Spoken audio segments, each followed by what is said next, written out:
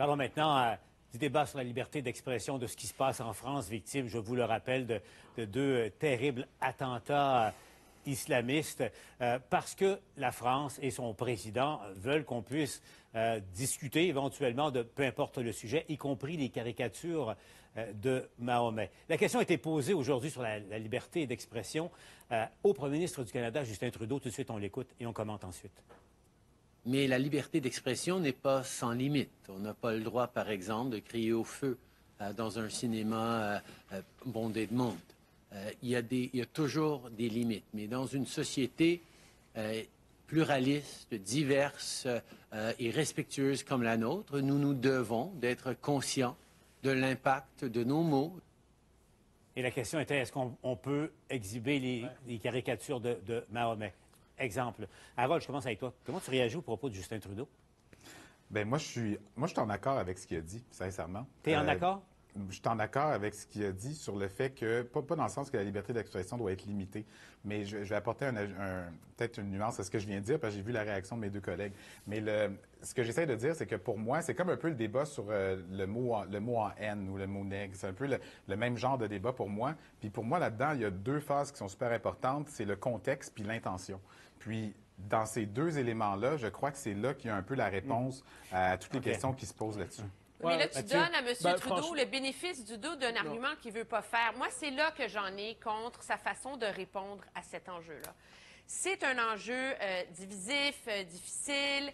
Si M. Trudeau veut, je veux dire, utiliser l'idée de crier au feu en public, c'est complètement à côté. Non, l'exemple n'est pas bon. Soit tu portes le bâton de pèlerin et que tu reprends l'argument de M. Macron en disant que la liberté d'expression étant le fondement de nos démocraties, elle a un prix.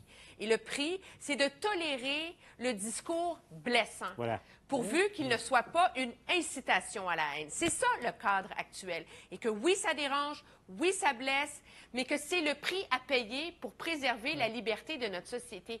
Moi, je ne comprends pas pourquoi un politicien qui se fait justement l'apôtre, c'est ça le prix de la tolérance. Et M.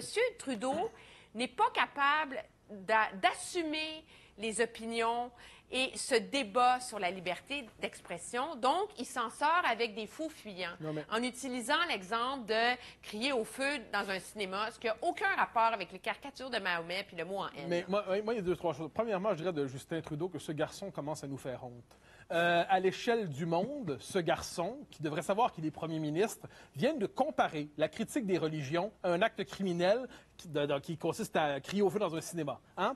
Il nous explique que le fondement de la modernité occidentale, qui consiste à dire qu'aucun dogme, quel qu'il soit, ne peut être à l'abri de la critique, que ce soit le dogme catholique, le dogme nationaliste, le dogme musulman, le dogme juif, tous les dogmes peuvent être critiqués et le prix pour vivre en démocratie, c'est accepter de vivre dans un environnement où les autres non seulement ne nous aiment pas, mais peuvent même ne pas respecter nos convictions, mais c'est pas grave, on trouve le moyen de vivre ensemble. Charlie Hebdo, c'est une tradition satirique en France. C'est une tradition... Hey, si on fait la liste des caricatures de Charlie Hebdo, la première cible, c'est l'Église catholique en passant. À ce que j'en sais, mais il se peut que je n'ai pas été informé, on a compté assez peu de décapitations dont les catholiques se sont rendus responsables autour de l'affaire de Charlie.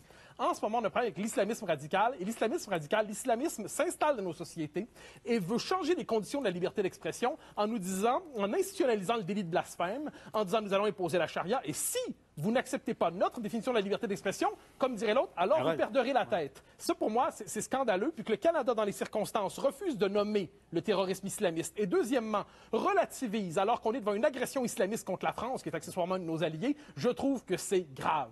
Est-ce qu'on n'est pas, Harold, justement, est-ce que Justin Trudeau n'a pas abandonné notre allié, la France, qui est le champ de bataille de cette liberté d'expression en ce moment qui est attaquée dans ses fondements? Le premier ministre Trudeau a décidé de penser plus aux électeurs canadiens qu'à son rôle de chef international. Puis ça c'est certain, parce que M. Macron, dans une situation comme ça, une des choses, je crois qu'il souhaiterait, ce serait que d'autres leaders, notamment du G7, puissent l'appuyer là-dedans, dans cette définition-là qu'il met de l'avant. Puis ça, M. Trudeau, en fait, il a plus pensé à sa politique interne. Moi, je vous dis pas que la liberté d'expression n'est pas importante. Au contraire, j'y crois. J'y crois pleinement. Moi, je dis juste que à l'intérieur de tout ce que l'on fait, peu importe ce que l'on dit, il faut toujours considérer le contexte et l'intention qu'on a. Oui, c'est mais juste justement, ça là-dessus. Justement, Charlie Hebdo veut blesser. veut blesser les catholiques, veut blesser les protestants, veut blesser les nationalistes, veut blesser les cosmopolites. Charlie Hebdo, c'est une tradition qui consiste à dire, même si tes convictions sont un absolu pour toi, tu vas apprendre à vivre dans une société où il y a des gens pour qui c'est pas un absolu, qui se donnent le droit de s'en moquer. C'est la vertu corrosive et civilisatrice de l'humour en démocratie. Et les ennemis de Charlie Hebdo disent, ça, vous n'avez pas le droit et vous perdrez la tête. Donc, pour moi, là-dessus, c'est là la ligne de défense. Emmanuel, en terminant, le Canada a été aux côtés de la France dans 2 grandes guerres. Est-ce qu'il n'y en a pas une qui est en cours en ce moment? Est-ce que le Canada, par la voix de son premier ministre, ne vient pas d'abandonner nos alliés français?